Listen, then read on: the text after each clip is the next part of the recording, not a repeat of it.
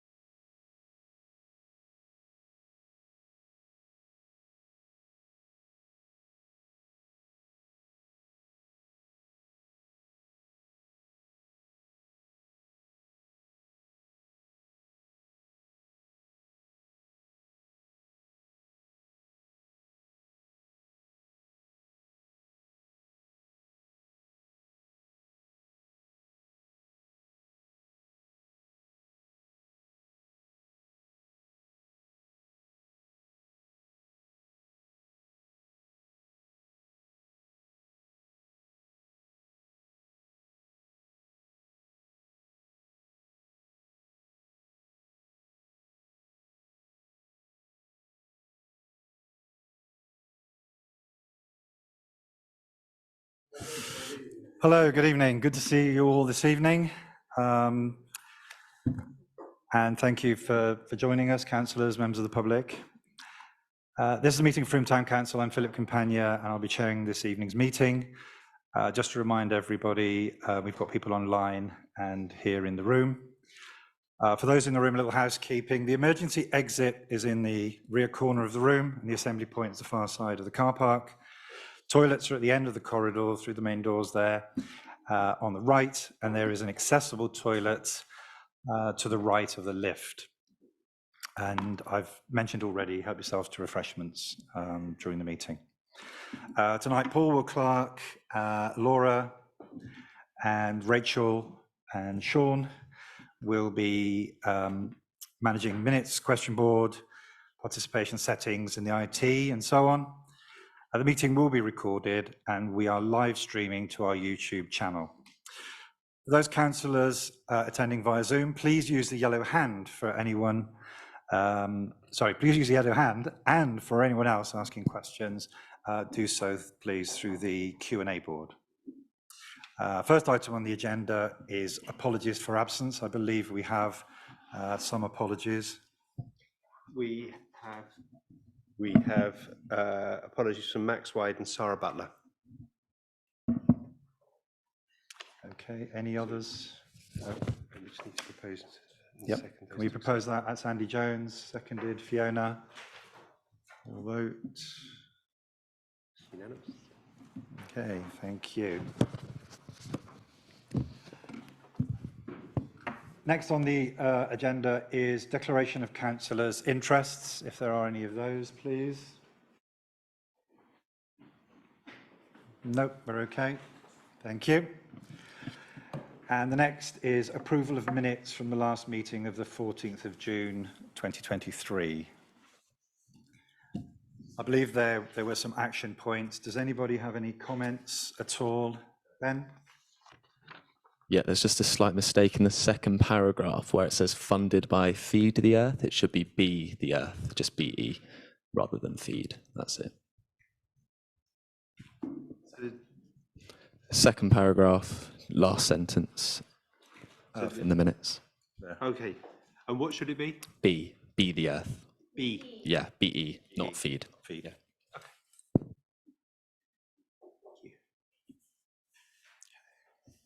Andy? Yeah, I wasn't here, but I did notice that the date of the next meeting is recorded incorrectly. Yes, that should be 12th of July, which is tonight. Yep. Yep. Thank you. And just on the same line, not to be outdone, I've noticed another one. 2023/55 is the minute, not 2022. Okay, can we have a proposal to accept the minutes, please? Lisa, Seconded, Steve Tanner. That's unanimous. Thank you. Okay.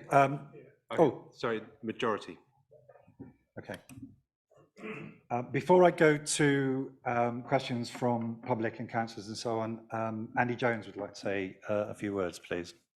Yeah, I just thought it was about time this meeting said a big thank you to Rob Holden and the Ranger team for the work they did recently following the arrival of a large group of travellers on the old Showfield site. I know Rob would also want us to thank Councillor Mark Dorrington, the Somerset Enforcement Team, police and bailiffs for the speedy help and support they provided in bringing the incursion to a rapid conclusion. So just wanted to record our thanks there. Thanks very much, Andy. Yeah, I think that was excellently handled and very efficiently resolved. Rob, could I just add thank you, big thanks to thank you, Andy, but thanks to the Rangers who spent 3 days clearing up the site. So yeah, thanks to the Rangers. Thanks very much, Rob, and the team. So moving to questions from members of the public, please. Jill, do you have a microphone? Yeah. Thank you. Just one or two items I have listed here, which is probably things I brought up before. And well, having just spoken to Paul regarding the riverbank, which used to belong to Mendip, which is now very overgrown with brambles and reeds at the edge of the river. That river could be so much wider if they were all dealt with. And, you know, possibly the town council can take over that now that Somerset obviously have the power there. I would like also to record the fact that on our Foundry Barton open space, we have a short flight of steps. Mark is familiar with what I'm talking about. There's a street light at the top of that. And also in the steps, there are dotted lights which come on in the evening, but none of them, well, I say not all of them work efficiently. And we were wondering if that street light could be put back in use. It has been lit at one time, but it hasn't been on for a long time. Whether some of our money that is still retained, of which we've got £29,000, could be put towards reinstating that street light. Anyway, I'll leave that with you. Also, the area at the bottom of the long flight of steps, Mark and Rob Holden have seen that, and there's no improvement there. And I was just hoping whether Rob has been able to confirm with Chris Stringer, the owner of that piece of land, because it really is in a very shabby state. Will you answer then? Or? Yes. No, because Chris is no longer working with us, I can't really ask Chris to give guidance on our matters. I can confirm, as you know, that it's not our land, and we'll continue to try and do what we can to help. Not too happy with that reply, because although I know Chris doesn't work here anymore, but he's surely accessible for a reference. Can he be available? We can certainly find out who the owners of the land are. So we'll work on doing that. At the end of the day, we want to work together, but at the end of the day, it's not Frome Town Council land. But we're happy to work together to see what we can do. Don't forget it belongs to somebody in Glasgow. Is that something that could be pursued outside the meeting? It's probably going to take a bit of time, isn't it, to trace and find out, and then Rob could get back to you. I'm just sort of being a little bit persistent here. Chris Stringer knew the owner of that land, and it's based in Glasgow. The Glasgow people authorised a landscape man and who came and cleared the site. But that was long before COVID. It's got to be at least 5 years ago. And of course, since then, nothing has happened. And it looks a mess. I think that's all. Okay. Oh, no. Oh, okay, go on, Joe. Oh, One more.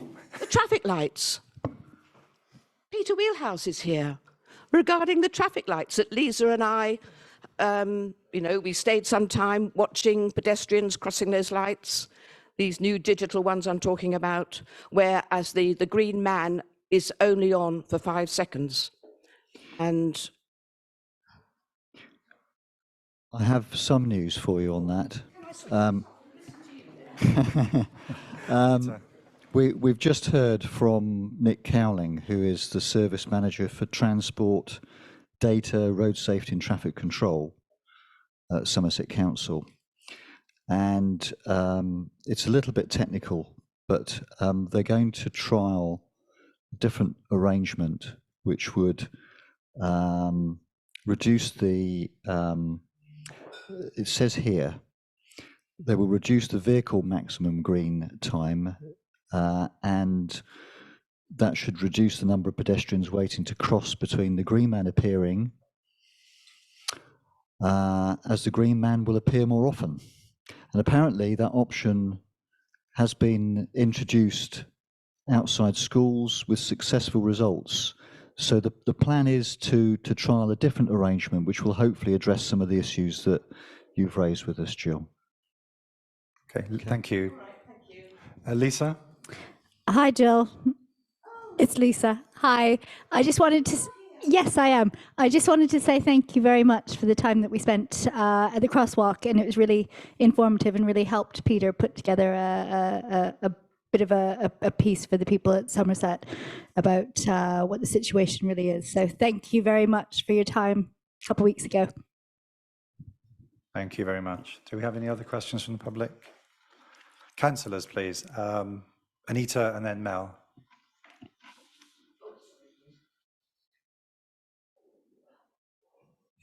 Yes, I had an email from one of my constituents regarding East Hill Cemetery, which she wrote to Somerset Council about, saying that it was really untidy with weeds over 2 to 3 feet high, no watering cans around, and a lot of rubbish. They also apparently told her that they didn't have it on their list of cemeteries, but they are looking into it. She actually, as an aside, has a plot reserve there that was organised with MDC, but obviously she's going to need that transferred now. I guess Somerset will be taking over all those things. But I wondered if it would be possible to write a letter to Somerset, first of all, asking for clarification on their ownership of the cemetery, and secondly, to get someone to be chivvied up about looking at the weed situation for her. I promised I'd raise it. So I've got Mel, but do you want to come back on that, Mark? Yes, Anita raised this with me yesterday, so thank you. I went there today. I go there regularly. Both my parents are there, and the cemetery is being maintained, and it looks no different to when I normally see it. So I was looking out for what your constituents said, and I saw people using watering cans. There wasn't any rubbish, and it was mown as it normally is. However, when I got home, I did search the Somerset Council website for cemeteries in Frome. Cemeteries in Frome. And according to them, there are 6 cemeteries for the whole of Somerset, 5 in Taunton and 1 in Wellington. There are no cemeteries shown anywhere else apart from that on the Somerset website. I looked on old Mendip District Council websites, which don't cover this anymore. So on your constituents' behalf, I've written a complaint to Somerset County Council, and they've registered it, and they're going to get back to me with, I said, do you have cemeteries in Frome? Because they look like they're being maintained. If so, can you update your website? Because anybody looking for one won't find anything. And they've registered the complaint and will get back to me. thank you very much. Is that okay, Anita? Yep. Thank you, Mark. Mel? Nope. Okay. Thank you. Nick?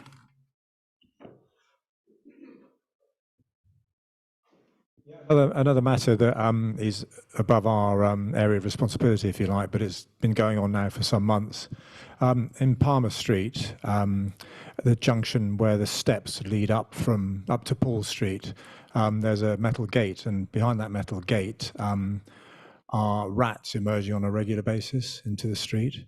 Some extensive research, particularly by Jane Llewellyn and myself, going to places like the library, the museum, I should say, revealed there used to be a gents' toilet in that place, and it was originally controlled by the Frome Urban District Council, I think. However, all of that property has been handed over to Mendip and then Somerset, and we have been trying to get them involved in dealing with the rat problem.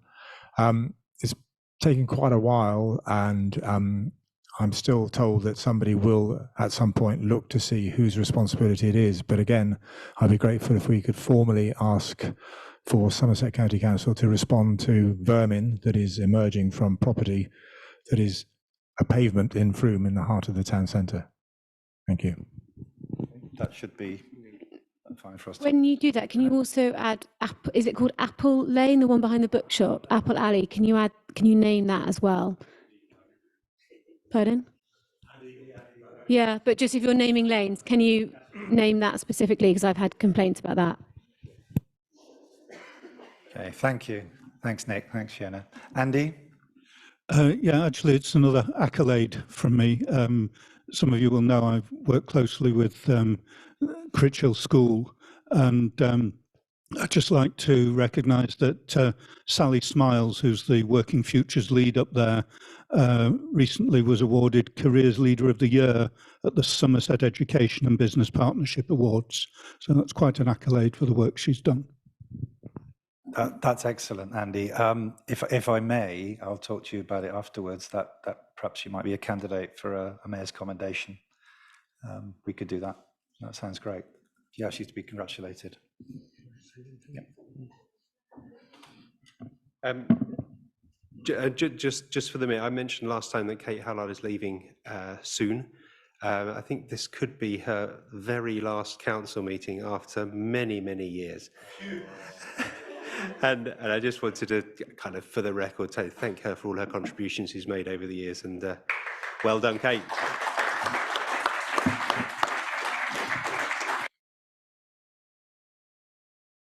Thanks, Paul. Thank you, Kate, and wish you every success. Thanks very much. Any other questions or comments from councillors? No. I think we've had some reports from two of the county councillors, from Dawn Denton and Adam Boyden, but neither of them are present. I know Dawn isn't going to be here. Adam was hoping to, but is not, I believe. Yeah. I don't think he is. No. Steve. Did have a question for Dawn. Should I sort of raise it now or send her an email? Depends whether you want to make it public or not. Yeah, I think it's worth making it public. It's just in Dawn's note, which was, thanks very much, Dawn. She mentions about the land which has been allocated for a new school at Edmund Park, and that it is not viable at this time. From memory, that there is a condition on that land that if a school isn't commenced within a certain period of time, then the land goes back to the developer who can basically put houses on it if they want. I just think we need something from Somerset Council to confirm that they're not going to just let that time scale lapse and that land be returned to the developer. That's all. So a letter to that effect that we can send from the council. Okay, thanks, Steve. Did I see Kate? Did I see your hand? Say that we have recently agreed with the local authority to look at educational provision for Frome with them over the coming months. So that'll happen in the autumn. It will include projected figures for school places, alternative provision, vocational training, quite an extensive kind of look at all of those things. We would hope that it will include those vacant schools sort of land sites as well, very much with a view to that. So Dawn will be tapped into that, but various others, but just so you know. Yeah, it's on the radar. Thanks very much, Kate. Carla? It's actually a question to Kate on that subject. So I know that, I can't remember if it's here or someone else's report, that Selwood have started talking about becoming a secondary school. I don't know, Trinity has sent letters about becoming a primary school. I'm just wondering what, I hear there's going to be a consultation. I'm just wondering if you know any more than the kind of little tidbits that I'm hearing around town in terms of a consultation around whether the Frome schools move from a 3-tier system to a 2-tier system. So that piece of work came about because the local authority were about to embark on a consultation to move to a 2-tier system.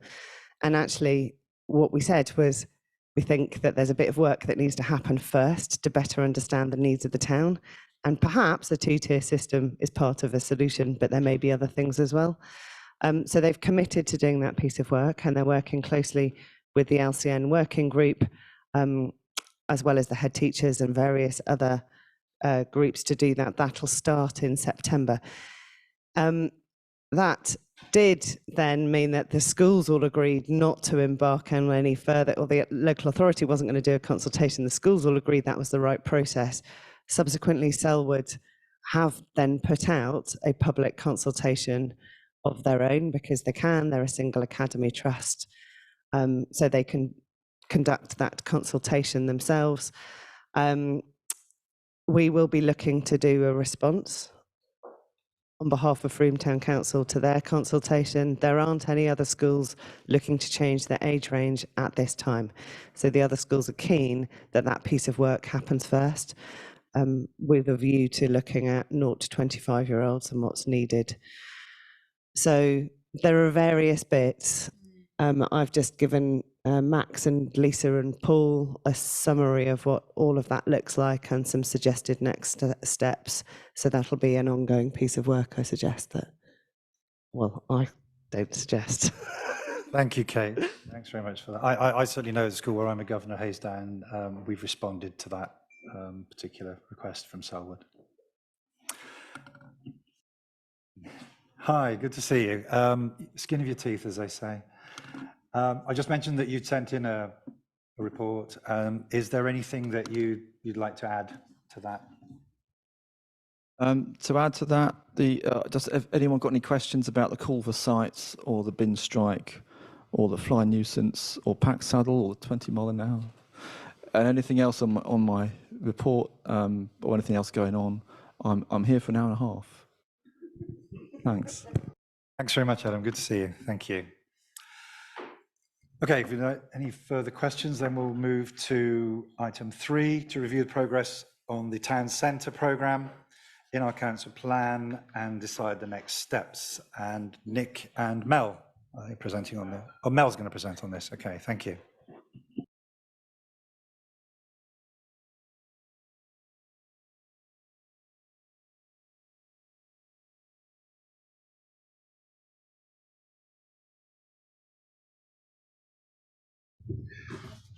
This report is about the town centre.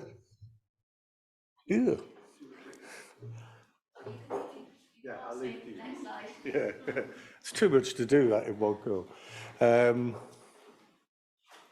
I'm not going to go through the report. I assume that most of you will have read it. Later, we'll concentrate on the recommendations, which are also on a slide. So, what's the problem with town centres? Well, all town centres are going through the same changes, whether they're small or large, or prosperous or poor. In a nutshell, it's too much concentration on retail, often of the wrong type.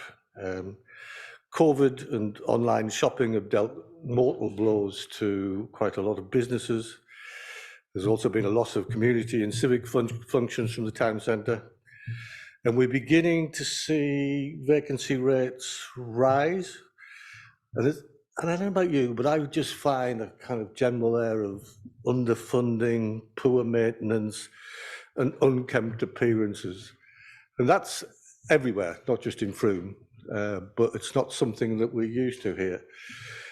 So this slide just shows they are the properties that are vacant in Frome at the moment. And a year ago, there was probably 2 or 3. And now we can see that the occupancy rate is around about 9%. That's below the national average. but it's still worrying in terms of the number of shops. Slide 3. So, and this is specific to Frome, that the footfall is down, but not by a fantastic amount, 1.4%. We do these surveys once a year, but dwelling time, that means staying in the town centre, is up by quite an amount. I can't explain that, it's just the figures I've been given. But it just goes to show that one thing doesn't necessarily follow the other. So, we can't change national trends and general decline, which seems to be across the country, but particularly in town centres. But we, and I mean the town council and the stakeholders, should try and address what we can influence. And I think we've gone to that slide a bit too soon, but nevertheless. And here are 3 examples that I want to give you. Can you just take that slide off for a second? Just go back to where you were. Yeah, otherwise people are not listening. The first one is, which is in the report, is that we need to make the town centre as attractive and welcoming as possible. But we need to do that by fine-grained concern and work about the town itself, about the maintenance of it, the upkeep, and the repairs. It's always a surprise to me that we expect town centres, which are intensively used, to just last forever. Yeah, pavements, the grassed areas, fences. We don't do that much at all, really, in town centres. Not just here, but right across the country. It's bizarre if you think about it, because that's where most people go.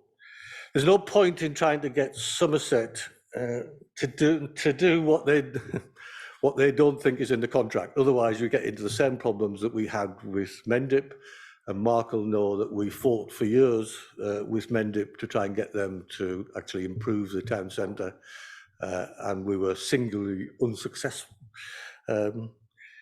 So what we're proposing here, though, is a little bit beyond just street cleaning. This is about painting, cleaning pavements, giving them a wash, repairing seats, repairing benches, cajoling shopkeepers and others to clean up outside of their properties. And it's about being there on a day-to-day basis and reporting on a day-to-day basis. So we're suggesting that we have a dedicated town centre ranger with a budget, a capital and revenue budget, who actually take on this role, and this is for a 1-year, 12 months experiment, so it's not something that you're necessarily committed to. The person needs to be active and physical, but also able to build micro relationships and conversations on a daily basis with people in the town centre. So they're going to be multitasked and multi-skilled. I think we might struggle a little bit to find that right person, but it'll be worth it if we do. So that's the first thing we're suggesting is a town centre ranger dedicated to that job. Secondly is about the longer term. We need to show a bit of dynamic leadership, perhaps, amongst ourselves as councillors in particular. Looking at long-term possibilities for the town.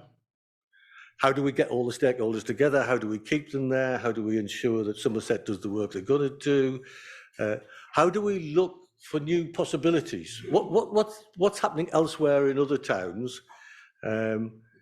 And sources of funding. Some of you will know that over the years, and certainly recently, we've achieved hundreds of thousands of pounds, for perhaps millions, for various projects in Frome. And actually, there's quite a lot of money knocking around for town centres, and Glastonbury got a very large amount of something like 20 million recently. So think what that could do for somewhere like Frome. So we need to prepare a strategy, and we need to be bold and brave. Otherwise, we're going to end up like Westbury, Warminster and Radstock and all those other little towns. We suggested that we look closely over the next 3 months at a partnership post, manager, coordinator, whatever, that works for all of the town centre stakeholders, funded initially by the town council But after that, we would hope by a variety of sources. So we'll come back to you on that in 3 months' time in terms of that long-term possibility. And thirdly, there's on the cards, there's a possibility of improving the What's On facilities and all of Discover Froome, and there's money in the budget for that, which we're not asking for tonight. But what we will do is perhaps to bring in some local people who are got expertise in these kind of areas, who will help us to deliver something which is really appreciated by the town. So that's 2 or 3 things. Finally, I guess this does matter. We've been rightly concerned about communities and neighbourhoods, but we've been less successful around the town centre itself for all sorts of reasons. And yet this is the place where we all visit. Town centres build those informal relationships that are most crucial to our mental health. And if they deserve it, they make people feel proud about their town and bring in visitors and investors. So that's what this report's about. Just going to show you the recommendations. Just go beyond that. Okay, the photos then. Okay, sorry. This afternoon I went out 10 minutes from our house. These photos are what I picked up in terms of what needs to be done, just in case you feel I may have over-exaggerated.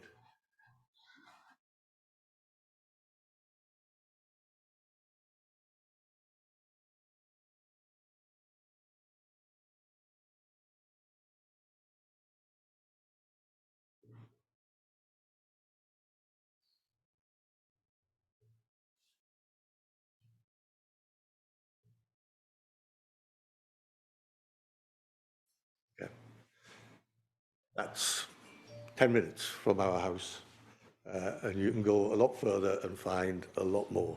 So these are the recommendations. The final thing I'll say is let's not duck this again, because we have previously, and it hasn't. We haven't been able to address this issue, so we really need to make sure that we get on top of it. And so, I guess questions. Much, Mel. Any questions? I think Lisa. And can I just add to the presentation? Mel and I had a decision earlier on. We thought the best looking man would go first, and the youngest one. I lost that, obviously. Thanks very much, Mel. Really succinct for a change. Thanks for that. How many insults can you get in one statement? Keep going if you want.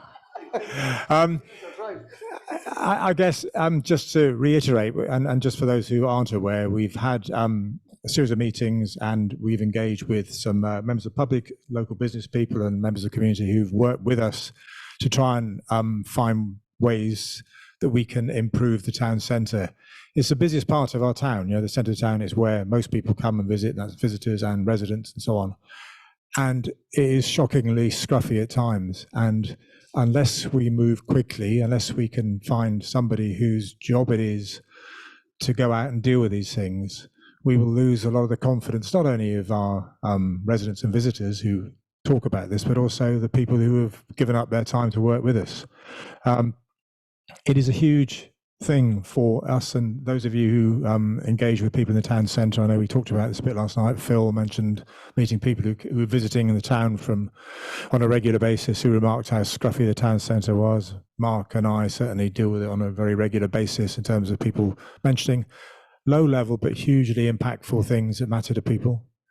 So I would ask you to read these carefully and think about how we can demonstrate that we are a council that is flexible and nimble and can do things that matter. And maybe occasionally Jill will come back with 1 or 2 fewer questions if some of these things have actually happened, because we can do them in-house rather than wait elsewhere. Thank you. Thank you, Mel and Nick. I've got Lisa, Ben and Fiona. I just want to say thank you to both of you. Largely wholly agree that work could be done to clean up the town centre. One of the things that I'd be really keen to explore over the next 3 months is how that remit could go beyond just retail and town centre businesses to include economic development of the wider town. I'm not sure that we're doing as much with those other groups as we are with the retail group at the minute. So just flying the flag for businesses outside of the city centre as well, or the town centre. Thanks, Lisa. Ben? Yeah, I mean, initially, I think excellent piece of work, and I agree with all of it. The only bit that kind of jumped out to me as something that I wanted to query was in the background, and the mention of AI and artificial intelligence in the use of developing things in the town centre. And it kind of jumped out to me in the sense of, I feel like that's actually quite a significant topic and something that actually maybe needs more discussion amongst us as councillors. You know, the way that it's presented in the paper, it kind of portrays the positive aspects of the use of artificial intelligence, which are legitimate, but there's also considerable risks and questions that do need to be asked in the use of these technologies, especially in public spaces.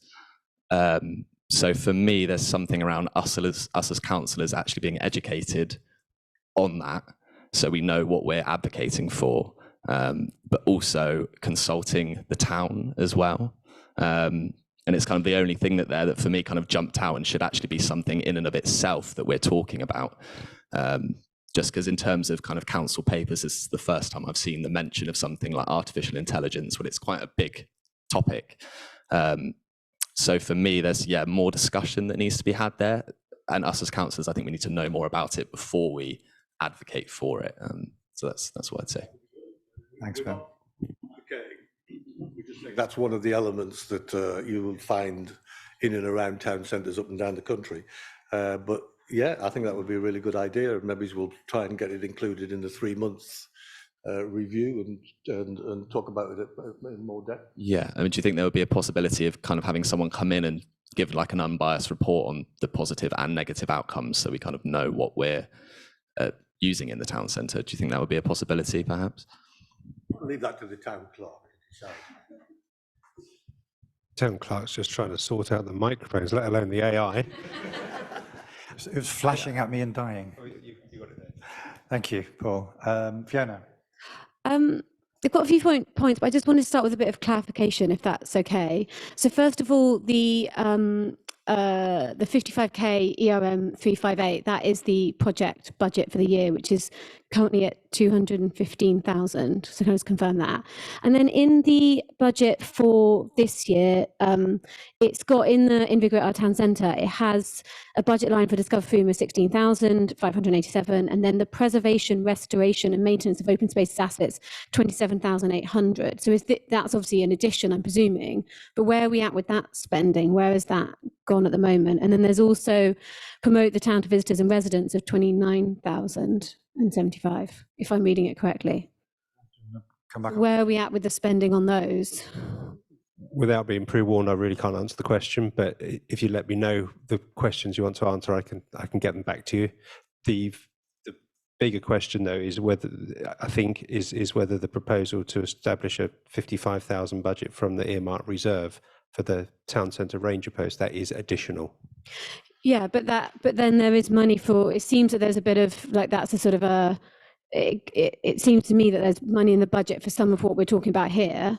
So I'm just saying, is it doubling up? Is it where are we at with that spending? I think that's quite relevant to making a decision. Okay. Fiona and I did discuss this before. It would be quite useful if you indicated previously about I grabbed this on my way out the door. Questions likely to be. I mean, who's going to have that level of detail? Who carries a budget around with them? So that would be helpful. I didn't know I was asking until 5 minutes before because I hadn't seen this. I just grabbed it on the way out the door to have a look at what the budget line was. I can come back to you though. Okay. Okay, Fiona. Yeah, and Paul will come back to you. Can I just ask another, just it's a clarification, and I'll say points earlier. And then in terms of advisory groups, how many are we creating? Because it sort of says that there's creating one for the Discover Froome, then it says create another one. Is that in addition to the town centre advisory group? The paper isn't quite clear. The proposal is to establish two advisory groups, one with Rachel and Lisa looking at Discover Froome, and one with Peter, Mel and Nick to talk about the Town Centre Partnership. Thanks very much. Mark. Thanks, Mel. I know we've talked about this for many years. Rob features in all those three of the recommendations. I assume that you've been talking to him before we published this. So, but the description of the dedicated town centre ranger is a new one. It doesn't fit into our current ranger profile, and I don't think any of our rangers would be able to swap directly into it. So we will need to come up with a new job description and where they're going to keep their kit and all that sort of stuff. So I'm happy to work with you and Rob on defining a job description for that person, then identifying this unicorn of person who's going to manage to do all these things for not too much money.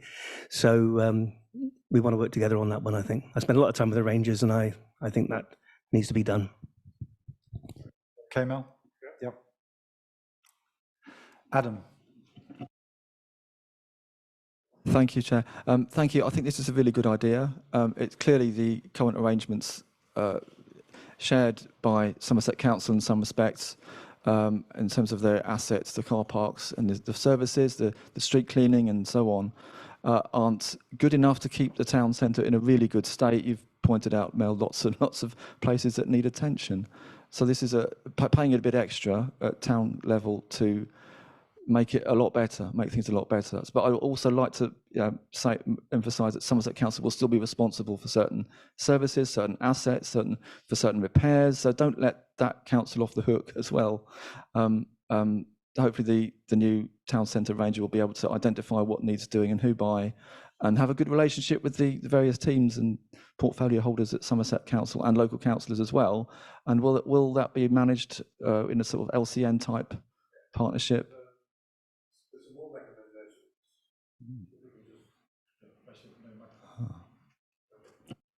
One is that we actually set up a regular meeting with Andy Verdi and the Somerset. Yeah, sorry. I thought you were telling me to do that, to move the slide on. I thought that's unusual. So we actually want to sit down with them and actually make sure that we can hold their feet to the fire in terms of what needs to be done, so that we're not taking over some of their role and people are being have double taxation. But also to start the discussion about what would happen if they devolved some of these services to a more local level, and actually put some money to that they currently spend. So I'm hoping that we can get that started fairly quickly. Good, thanks.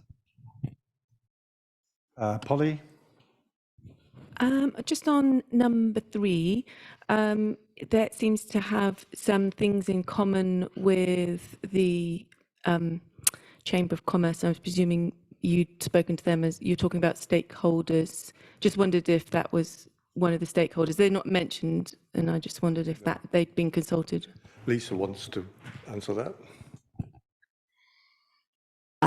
I have been working with both Nick and Mel in this group, though my name isn't mentioned in any of it, which is fine. Can't let that go past, because that part was not written by me or Nick. The title was put on by the staff. Thank you. I was in a meeting yesterday with Mark and Andy Palmer from the Chamber of Commerce, and we also had a conversation about how we could open up conversations further with Somerset Chamber of Commerce, so making sure that work is not being overlapped. I think there's a lot of people in that space, and just making sure that, yeah, everybody has their space to contribute rather than doubling up things. That's, yeah, in play. Thank you, Lisa. Fiona, Carla? Yep, and Fiona. First of all, I think, this is what I love about Froome and Froome Town Council, that we don't have to take this on. It is someone else's responsibility, and yet we know it does affect the town. It affects how people feel. It affects perceptions of safety. If it looks like there's kind of petty crime or petty vandalism, you know, the whole kind of Mayor of New York, Giuliano, broken window theory. You up? Oh, sorry. Yeah, so I think it's definitely something we should do. I just have a couple of questions, just around the advisory groups, just for clarification. So the Discover Froome Advisory Group, so who's going to be, is that an open to the public group? Who would we invite to help Discover Froome developing the what's on? I'm just curious why that's an advisory group and not just a staff and councillor group. Paul, can you come back on that? I had a conversation with, I can come back. I had a conversation with Rachel this afternoon around this bit, and as one of the things I was going to ask. So I think something that's a bit difficult about this proposal recommendations is that it crosses quite a few different areas with other people working, as Mark sort of picked up about the Rangers. And I think that I haven't sort of been included, I haven't been sort of involved in the conversations around this, but I sort of picked up with Rachel a little bit this afternoon. And I think it is something we need to be quite careful about in terms of, we're sort of, you know, talk about how it could potentially work, but in terms of obviously bringing the people who you've been working with in the stakeholder groups and other users and everything, sort of help with the brief and everything. But I think we do need to be careful that we're, you know, ultimately this is an area where actually expertise and, you know, Rachel and the team have a lot of that in terms of the functionality and how it sort of develops. I just think we need to be really careful about that. We also had a conversation about the budget, and I think this is slightly misleading in terms of that, yes, there is £35,000 in that EMR, but it's not all to be spent on this project. There's £5,000 that is earmarked sort of in a slightly different way. And we were sort of breaking down what that budget would look like. So I think it could be quite helpful to have some of that detail. I don't know whether to go through it now or not, but. Okay, thanks very much. Lisa, and then I think Paul might want to add something. Fiona, I just want to say you make a really good point. There's a lot of expertise in-house, and Rachel and her team have done an amazing job with Discover Froome, and you know, if you look at some of the metrics on that, it's phenomenal. We also are a town of creatives and people who are skilled in that area as well. So opening that up to working with some of the creatives in the town, using the expertise alongside our own expertise to do some of that work, and working with Rachel's team to deliver it. So are you suggesting that it's, so I'm slightly confused because obviously it would go out to tender as a project for hopefully a local web developer to take up. So are you saying in addition to that as well, in terms of bringing in expertise? I haven't seen it as something that would go out to a particular design team. I saw it as something that would use the expertise within the town in an advisory way. So working with the creatives to... And who would actually do the work? So there is some work that would take place in the team within the council, and some work that would take place between some of the creatives within the town. Can I, thank you, Lisa. Can I suggest it's more of a discussion to be had, I think. Yeah, I think it's just slightly, I think it's slightly confusing. I don't know whether... Rather than trying to get to the bottom of it. Yeah, no, fair enough. And also, can I just, I was going to make another point of, I think, as I said, it pulls in lots of things. I was just wondering whether, would it be possible to get an update on the communication and marketing team's work at next month's council meeting? It feels like it's been quite a long time since we've heard anything. And I would just love to hear, obviously, because I work with Rachel, I know some of it, but I think there's sort of a bit of a broader picture there. We can look at that for the agenda next week. Paul. That will be done within the oversight committee. And I think it's scheduled, but we're thinking about whether it's the right timing. It's scheduled for September. October, and maybe we can bring that forward or further back, depending on talking to Mark as chair of that. But that's where the sort of the detailed deep dive and discussion around marketing comms and other areas under the remit of oversight committee will be, not council. I have Anita. Thank you. And thanks, Mel. I think there's some fantastic ideas in here, and it's great to see us actually moving in the right direction for it. I just wanted to make a little point on point 5 about writing to the owners of vacant properties, and just flippantly suggest we make sure that we don't make the mistake that Mendip made by writing to the owners of vacant properties by dropping envelopes through a vacant building.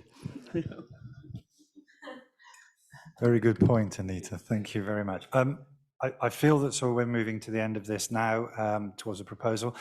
I'll just leave the last word if Mel or Nick would like to say anything. You okay? Okay, so we have the proposals there. Are we happy to take them all as a recommendation? Yes, all points? We do them separately. Yeah, you want them separately?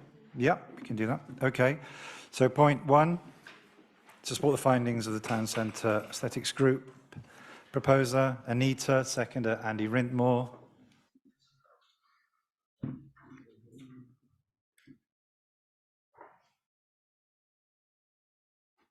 Unanimous. Okay, thank you. Establish a Discover Froome Advisory Group. Proposer, Fiona. Seconder, Ben.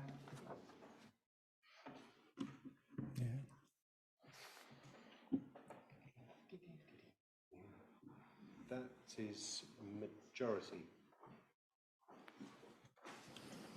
Against? Nope. Okay.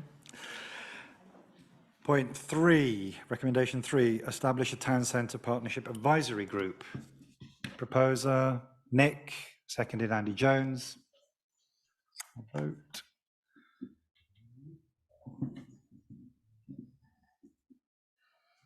That's majority. Anyone against? No. I'm just abstaining. Okay. So can I also No. just change the vote? I didn't read the vote properly. See, I'm happy with 30,000, not real. One, just want to change my vote just for the record. I'm happy with the 30,000 for the town manager, not for the other two, without knowing what's happened with the money that's already allocated. So can I just change that? I thought we were voting A. I didn't read it properly. It's my fault. So that's majority number 1. Yeah. And are you abstaining or objecting? Yeah. Okay. And just sorry to clarify, Carla, you were abstaining or objecting to number 2. Abstaining because I don't feel I have enough information. Yep. Cool. Okay. And then number 3 was a majority, and whoever didn't vote in favour, I think you're abstaining as well. Great. Thank you ever so much. And 4, support Ida Verdi in complying with Somerset Council street cleaning contracts. Proposed Mark. Seconded, Anita. Votes. It looks like we're back to unanimity. And point 5, right to owners of vacant properties, but don't post it through empty shop letterboxes. Proposer Anita, I think, seconded by Mel.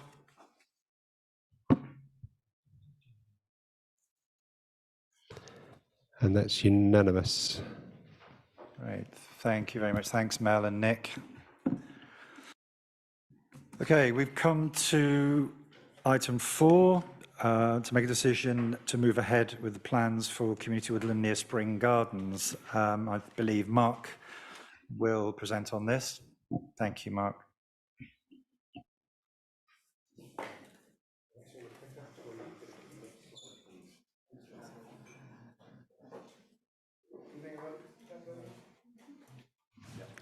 Evening. It falls to me as the lead councillor for open spaces in the town to introduce this item, and I will hand over to 2 experts who will tell you all the detail about it in a minute. In 2019, Frome Town Council embarked upon a programme called What About Trees. The idea of that was twofold. Once, to enhance the visual amenity of our town, and secondly, to help with our ambition of becoming carbon neutral, with the thought that trees sequester carbon as well as looking good. To that end, we had an ambition to plant 27,000 trees across the town, 1 for each resident at that time. And we're getting on quite well with that, with little bits of land that have been identified by Helen Viner, our tree officer, and by our outdoor staff. But we need a slightly bigger jump ahead if we're going to reach our ambition. When this council came into being last year, we had a strategy, and 3 parts of that strategy fit very well with this proposal. Respond to the climate emergency, what will we do? Biodiversity rich, accessible and safe places for residents and visitors to enjoy, exercise and relax. Next point, nurture open spaces. Mitigating climate change and ecological emergency, we will consider more tree planting. And again, under nurture open spaces, greater ownership of and control over our open spaces and their future use. As you know, we're trying to get back as much open space in the town as we can from what was Mendip is now Somerset, things that we perhaps can manage better and will be a big asset to the town if we manage them rather than someone at arm's length.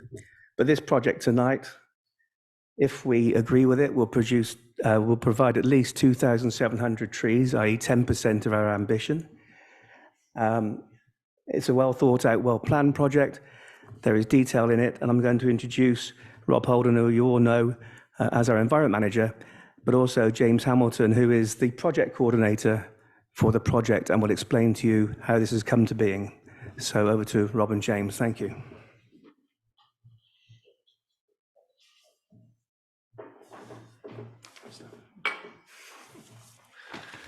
Hello everyone, I think you all know me, Rob Holden, Environment Manager. Thanks Mark, really good introduction. Shall I have the clicker? Yeah, let's go full click. Just as context for this presentation, obviously the document is being sent to everybody. Also, at least half, if not slightly over half of the councillors have already seen the detail of this in the oversight presentation. So I'll go slightly quicker than maybe I would if this was all totally fresh.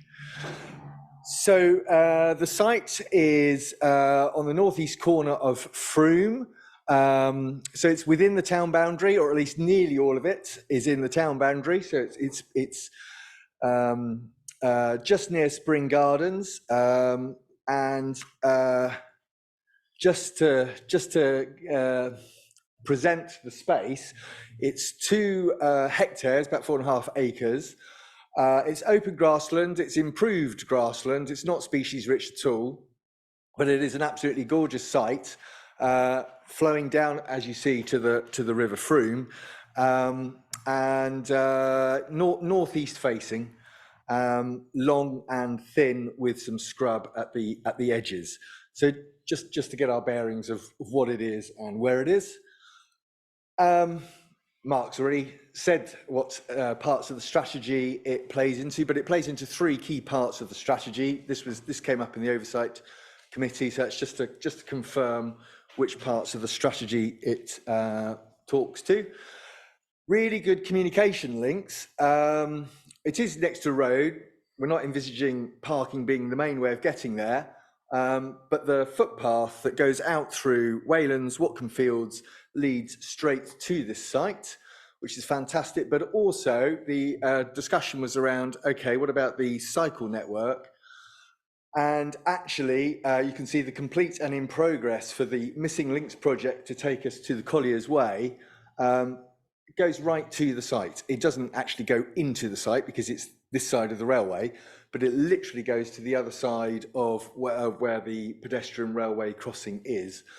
And Richard Ackroyd and the Missing Links team are doing fantastic work on creating that route. And I'm not part of this project, but I understand there's even an option for possibly going along the railway line itself for the last 1,300 metres of the missing link, and they're in discussion with Network Rail for that. So the site has really good connectivity, both by foot but also by bike. So we've talked about this already. 10% of the target to plant as many trees as residents, and really Helen's done fantastic works identifying where we can plant, and is continuing to do great works of enabling communities to plant in streets where there is demand. But basically, we need to think bigger than just planting on our own land. We aren't going to get to that ambition by just planting on our own land. So this very much talks to that aspiration. And in terms of the nature crisis with so many species struggling, creating green corridors is absolutely at the heart of ensuring nature has space to thrive, and this would help with creating a green corridors linking habitats. So I would say really fantastic wildlife as well as amenity benefits. So one of the key challenges is it has been grazed not with landowner permission for many years, and there have been issues with that. Recently the horse has actually bitten some visitors. There have been many attempts to address this over the years, and it hasn't been successful. So for this project to go ahead, that grazing that doesn't have permission would have to be addressed. And the hope very much is that that would be done through constructive dialogue to find a solution.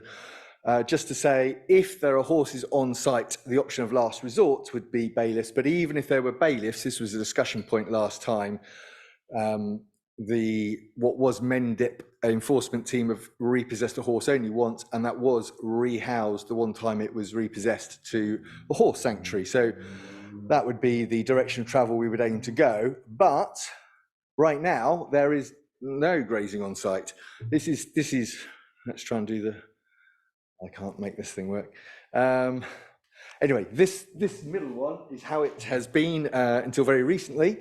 Very, very tightly grazed, almost no grass. This is how it's looking today. Vegetation has grown up a lot because there hasn't been grazing for a while. So if we wanted to do a project where we need to start with no horses, now would be a really good time to do that project. And at that point, I'll hand over to James to introduce himself and talk about the detail of the design and the inception of working together as a community. Brilliant. Just before we go, which one do I press? That one goes next one. Yeah. Cool. Yeah. Hello, everyone. My name is James Hamilton. I'm a landscape architect. I've got almost 20 years experience as a landscape architect. I work for a company in Bath called Seed Landscape. And I work on private and commercial projects in the UK and oh, sorry. I'm not very used to this, so is this perfect? Yep. Okay, did anyone hear that, or should I repeat it? A friend of mine passed away last year from cancer, and as a memorial, I started a crowdfunder to plant a woodland. My initial target was 10,000, but the response was quite overwhelming, and we've managed to raise 23,000 so far, and we're still getting donations in now. I've lived in Frome for about 8 years. Mocha had lived for a number of years in Frome and spent a lot of her time at the end taking lots of walks around town. And she, in fact, actually used to walk with her family through this site. So there's a special connection. So I've got a bit of experience with designing and planting woodlands. This is a project that I'm working on at the moment, which has been phased over the last few years. We've planted a woodland about 3 years ago, and this was sort of the first phase of the project. We're coming into the 4th year now, and we're probably on track to planting about 5,000 hedgerow and woodland tree species for this project. So this is the current layout on site. So these are just very quick sketches which I've done over a Google Earth image. We haven't had any surveys done yet. You can see the footpath at the top of the site. There is actually a division between the woodland to the west, where we've got a monoculture of, I think it's popular species, to the south, and then to the north is a bit more mixed deciduous. We've got the railway line that cuts through that sort of break in the woodland, and as Rob was saying, it's very species poor at the moment. It is just improved grassland. Although some of the photos that you just saw make it look a little bit more exciting, it is still a bit of a monoculture of species. So I started putting together a bit of a design for the space, where we would like to bring some of the woodland species that are on the north-east side into the site, possibly creating a shelter belt from the train line, looking at identifying some spaces on site for people to use. And so this is the proposed scheme. It still needs quite a bit of work, but depending on what the outcome of the decision today, we would get a survey and go into a bit more detail. But the idea being is it would be a woodland that's broken up by rides and glades. The actual species, the more biodiverse, rich areas of woodland are the fringes. And what we'd quite like to do is create these rides and glades where create a journey through the site and resting points, contemplation places with views of the river. And hopefully, as part of the scheme, we would have woodlands. We'll have the woodland, and then also we would have hopefully establish a meadow. As part of my work, it won't just be for the design, it would also be for a management plan over the next 30 years, and actually draw the different stages of creating this woodland. So over to you. Thanks. Brilliant. So, so the idea then is to look at creating this really well thought through community woodlands. It would be native species, very diverse, really nice walks through it. They would be accessible for all. That's a really important point. Yeah, 2,700 trees. So we think it would be a real big asset for the people of Frome. There are obviously costs involved. The project has come about because the community group approached us with a community desire, a will, the expertise, James's brilliant expertise in designing woodlands. He's already done it very successfully, but also crucially, the landowners who are very keen that this site has community benefit for the long term. So we're in this situation where we can engage with this project with a lot of the energy and will in place, which I think makes it quite a unique conjunction of opportunities. So £25,000 almost is already raised. There would be some costs for Frome Town Council, so we need to look those squarely in the eye. There would be some legal fees. Ultimately, there could be some bailiff fees, but as you see at the moment, they wouldn't be needed. It'd be good to think of some reserve costs, so that those are in there. And then obviously there's managing the site, and we've said, over their resources, we said it's probably up to about 10 people days to manage the site, and that's the winter cutting regime of the trees and formative pruning and in due course coppicing, and then the summer ride cutting. We actually think with a surfaced access for all path, the amount of ride cutting would be limited. It's not going to take a lot of time, probably take about the same amount of time to cut as quite a small space that is pure grass and just gets cut. But yeah, there is some resource. The aspiration is very much to enable the community to do as much of the management of the site as possible, whether that's the donor community, if we can call it the donor community in terms of those that have raised the funds. I don't think we can expect the donor community who raised the funds to necessarily hold that space forevermore. They've already done a great job of raising the funds, so we would want to build links with the local community as well. But the aspiration is very much to enable it to be a community woodland managed by local people for local people. But obviously their rangers are there to ensure that the necessary works go on. The idea is that the land is given to Frome Town Council on basically a peppercorn rent as a lease for 99 years. So there's no cost to that. And I think, yes, go. Got anything else you want to say before we go into? Yeah, so in terms of the budget, obviously we've got an allocation at the moment. We're still wanting to raise funds for the woodland. Currently, a few people have donated their time. We've got hopefully getting a website built, which we can then itemize certain parts of the project to, so people could donate to. One of them is for disability access, which came up in the overseeing meeting a month ago. So that's something we would have to look into, probably having additional costing for, but we'd quite like to do that from the donations or additional donations. I've also, because of my work, I've got contacts within the industry for actually installing the trees, although I'd quite like that to be a community effort as well. But in terms of prepping the land and doing the seeding and some of the more technical jobs, I would have my own sort of contacts to be able to help with that. Brilliant. So thanks, James. Yeah, so there are. It's fair to say there's a few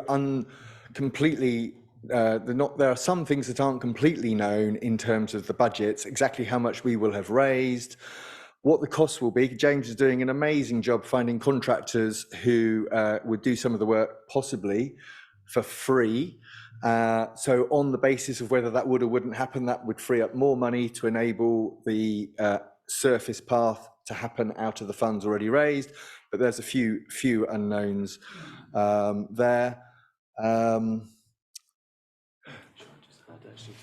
Sorry, just to jump in there.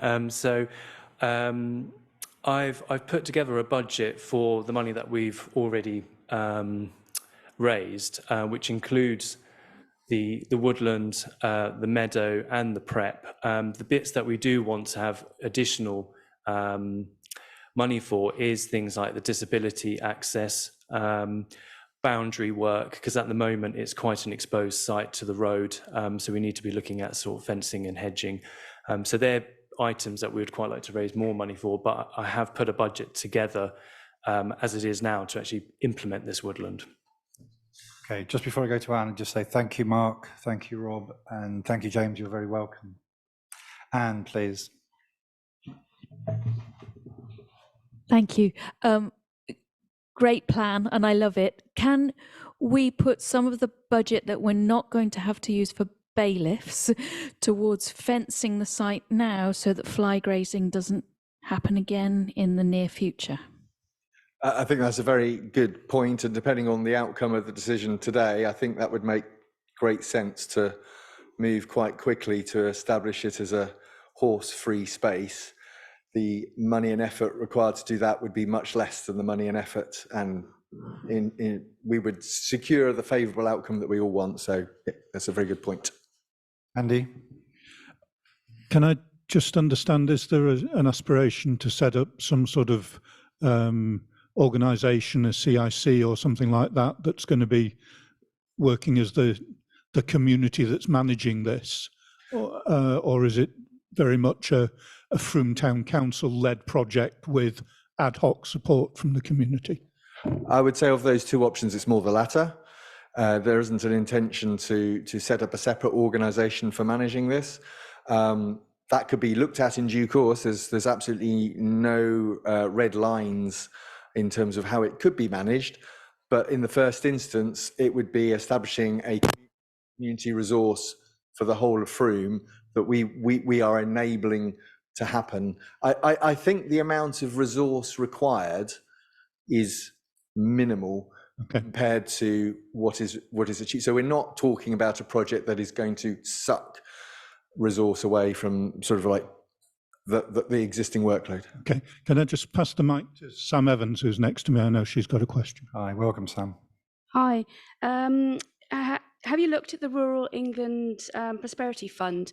Because I think this would really sit well in the remit for that, and especially as it's there's already money to go in. It has to be 50%, sort of like match funded. I think it would be and I'm happy to help with that application. Brilliant. Thank you very much, Sam. We to be honest, we want to get to this stage of deciding whether it's a project we're going forwards with, but absolutely we should explore all options for external funding. Thank you for your offer of support. Thank you, Sam. Thanks, Rob. Jill, is there a question? No? Okay. Anyone else? Anyone have any questions or comments for Rob, James, and Mark? No. Thank you all very much. Are we happy then to go to recommendations? Can we have a proposer, please? Nick, seconded. Mark Dorrington.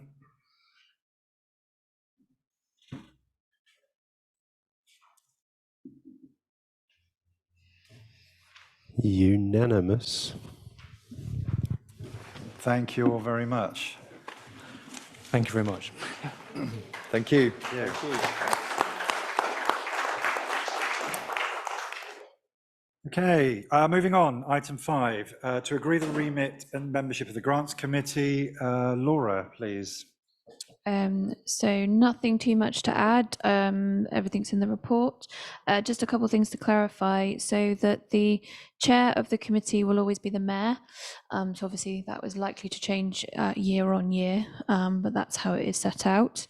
The proposal for membership is as follows. So I'm just double checking that is still the case.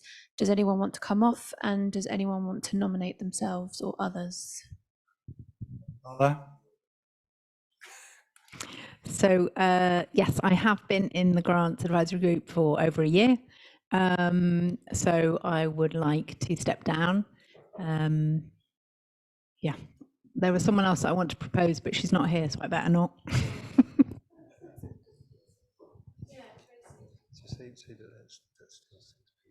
Okay, so even with Carla's stepping down, that makes the committee 6 members. So are you happy to go ahead on that basis, which is what you need to be? Anita? Anita? Just a question really on the fact that we're talking about designing content of application forms for both community and mayor's grants. This remit, are we voting on to say that this is actually going to stand as well? The remit will stand. I'm just wondering, I mean, does this restrict the grants committee from actually introducing different sorts of grants if they wish to? In which case, would we be better saying content and application forms for all grants? I think at the moment, the 2 grant schemes that we run are these 2. I think it would be for council to decide if those 2 grant schemes needed to change. I think that would probably be wiser, yeah. Okay, any other comments at all? No? We okay? So are we happy with the recommendations then? Let's have a proposer, please. Andy Rintmore, seconded by Ben.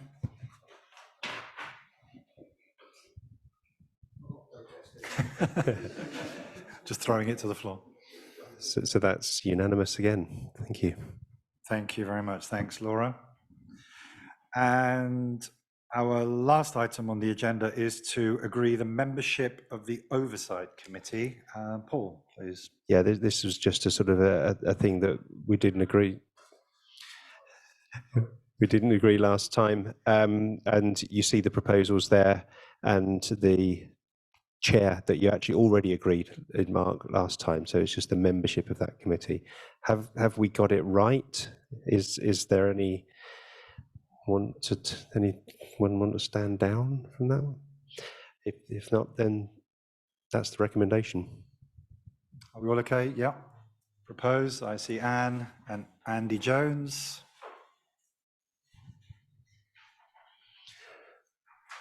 So that's unanimous. Okay. Thank you all very much. I'd just like to say thank you, and again, a fond farewell to Kate, and wish her all the success. Thank you for members of the public, and Adam for coming along this evening. Thank you to the team. The next meeting is on the 9th of August, 7 p.m. here at Frome Town Hall, and we'll be on Zoom. Thank you all again. Have a pleasant evening. Thank you. options.